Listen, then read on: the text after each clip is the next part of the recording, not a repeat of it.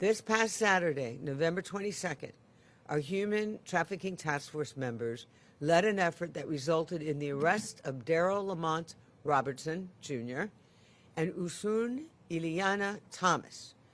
We'll refer to them as Robertson and Thomas.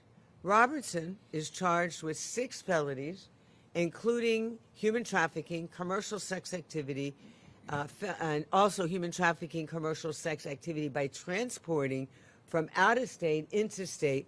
Both of these are first-degree felonies. We also then have other charges, including deriving funds, the proceeds from prostitution.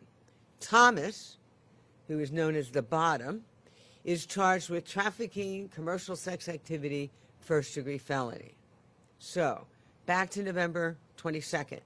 At about 2 a.m., Miami Springs Public Police Department responded to a 911 call. It was made by the victim, who was staying at a Miami Springs hotel after she was beaten by Robertson. When she told the officer that what had happened was she got beaten by him because when she told Robertson that she no longer wanted to perform commercial sex acts, he beat her, which is very common. So upon hearing this on the 911 call, the Miami Springs patrol officer, who's very experienced in this area, responded, and he called our human trafficking task force. And that's when this incredible investigation began. So the victim comes to this building with the police, meets with our victims' advocates, and it's a place where victims can feel safe. They decompress because oftentimes they're drugged out, which is exactly what their exploiters want.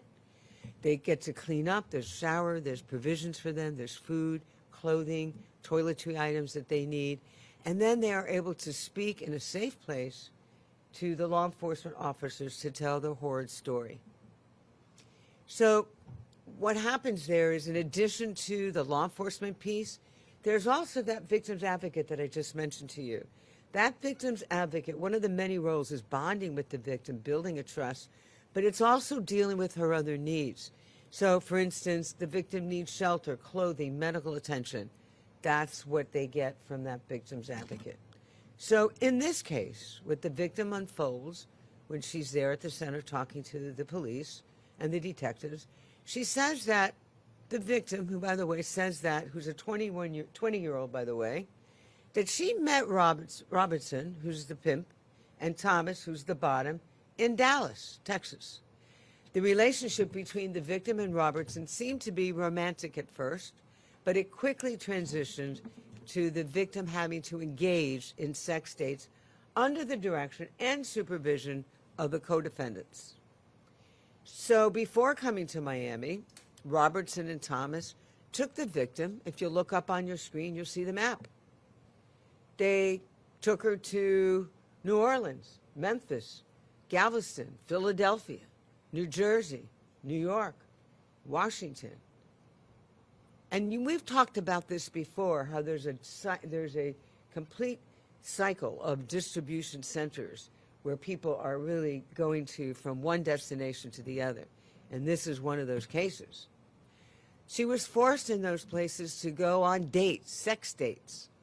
In fact, she had a mandatory quota of making $1,000 a day.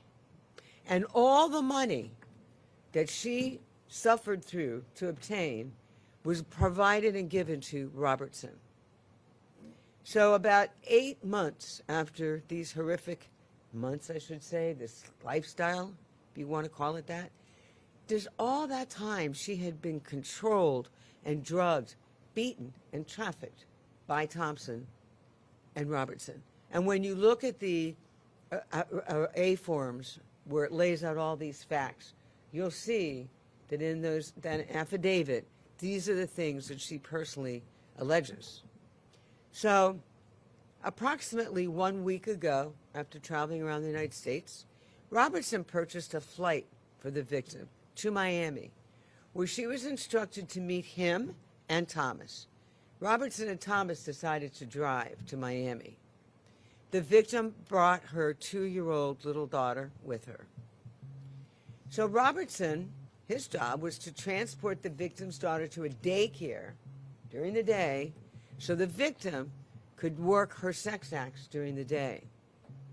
So, upon arriving, the victim was taken to an area it's known here in Miami as The Blade. It's on 27th Avenue. And again, ordered the victim to meet the quota of $1,000 a day. And she did that. Sometimes it was car dates. Sometimes it was short-term motel rentals right in that area. She was constantly being monitored and surveilled by the two of them. They would drive around the streets and around the hotel watching her. He would also arrange alcohol dates for her. The victim, which is so common in all these cases, was given drugs such as Adderall.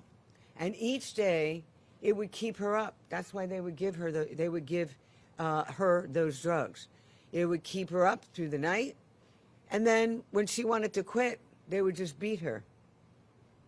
And this occurred throughout the entire relationship, especially when she would plead and object to continuing to go out on these dates. The victim also said in her affidavit that she feared retaliation from Thomas. So during the past week in Miami, the victim stayed in the hotel room I told you about in Miami Springs. The hotel room was actually booked in the bottom's name, which Thomas paid for. This is where the officers, remember I told you they initially contacted her. They responded to that hotel room with her 911 call. Robertson, however, didn't stay there.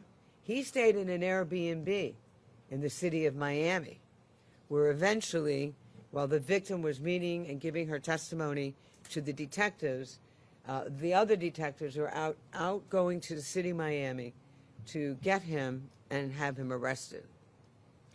Additionally, we've talked about this before at these press conferences, sadly. We know that a lot of these traffickers, these pimps, they brand their subjects. It's a form of control, manipulation, and a way in which they strip these victims of any self-dignity. So what they did do, the two of them, they took the victim to a tattoo parlor where they had her get a tattoo of an image of a red stiletto. You'll see there, I don't know if we showed the other one first, but you'll see there the name Hefe, our pronunciation, described below it. You see the H there? If you look over in the farther left square there, the rectangle, you'll see what looks like a stiletto shoe. For you gentlemen that may not know what that means, a stiletto. It's in red, and you'll see that the H is there. And then if you look at her arm, which is the next photograph there, you'll see printed on her forearm is the name Daryl, which is the first name.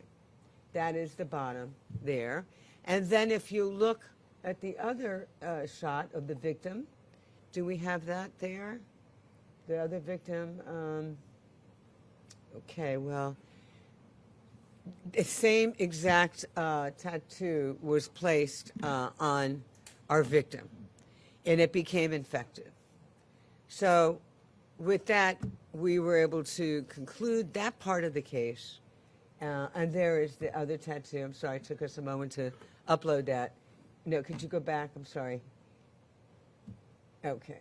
Anyway, I don't know if you caught that. If you didn't, let us know, and we will. There you go. It's back.